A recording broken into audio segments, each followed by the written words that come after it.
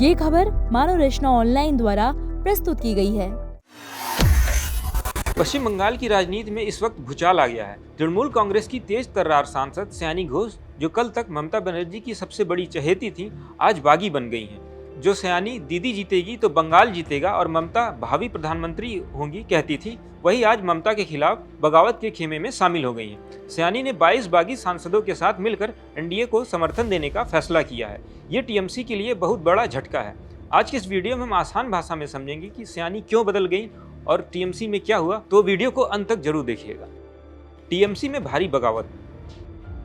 दोस्तों, पश्चिम बंगाल विधानसभा चुनाव 2026 में तृणमूल कांग्रेस की हार के बाद पार्टी में फूट साफ दिखने लगा।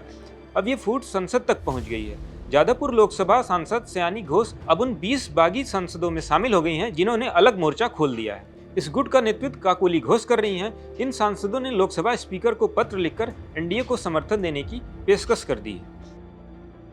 सयानी ने चुपके से पाला बदला। सूत्रों के मुताबिक सयानी घोष ने खुद काकोली घोष दस्तीकार से संपर्क किया और बागियों के समर्थन वाले दस्तावेजों पर हस्ताक्षर कर दिए।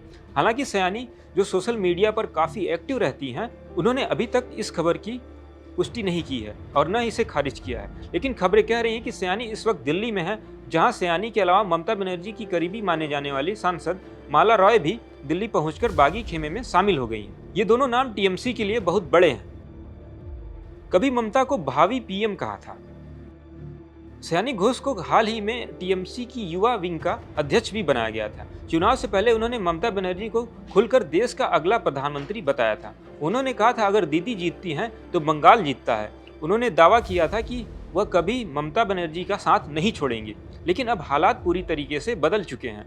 चुनाव में हार के बाद सब बदल गया है। विधानसभा चुनाव में टीएमसी की करारी हार के बाद सयानी समेत कई नेताओं में नाराजगी बढ़ गई है। सयानी का कहना है कि ममता चुनाव नहीं हारी, बल्कि वोट चोरी हुए। उन्होंने कहा था कि हम हारे नहीं, लेकिन वोट चोरी की गई है और लूट के कारण ममता बनर्जी हार गई हैं। 2029 और 2031 में बंगाल की जनता इसका मुंहतोड़ जवाब देगी। लेकिन अब वही सयानी बागी गुट में शामिल हो गई हैं। जो नेता कल भाजपा पर सबसे तेज हमले करती थी, आज उसी भाजपा के नेतृत्व वाले एनडीए को समर्थन देने वाले गुट में शामिल हो गई। भाजपा पर तीखे हमले करने वाली सयानी। दोस्तों, सयानी घोष को टीएमसी का मुखर महिला नेता के रूप में जाना जाता था। उन्होंने महिला आरक्षण बिल, चुनाव आयोग और भाजपा की नीतियों पर खूब हमले किए। वे लगातार वोट चोरी के आरोप लगाती रहीं, लेकिन अब सियासी समीकरण पूरी तरीके से बदल गए हैं। सत्ता चले जाने के बाद पार्टी में असंतोष खुलकर सामने आ रहा है। अभी तक जो जानकारी सामने आई है, उसके मुताबिक सयानी को लगता है कि पार्टी में उनका भविष्य सुरक्षित नहीं है। चुनाव प्रचार के दौरान उन पर हुए हमलों में पार्टी लीडरशिप से उन्हें पर्याप्त समर्थन नहीं मिला था। इससे उनकी नाराजगी बढ़ गई है। कई अन्य सांसद भी टिकट वितरण और पार्टी के फैसलों से नाखुश थे।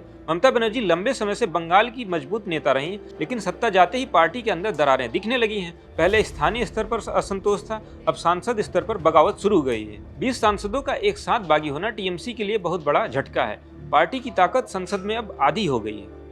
अब सारे सियासी गलियारे ममता बनर्जी के अगले कदम का इंतजार कर रहे हैं। क्या वो बागियों को मनाने की कोशिश करेगी या कोई सख्त एक्शन लेगी? सयानी घोष जैसी युवा और मुखर नेता का जाना ममता के लिए व्यक्तिगत झटका भी है। 2029 के लोकसभा चुनाव से पहले ये फूट ममता के लिए बड़ी चुनौती बन गई है।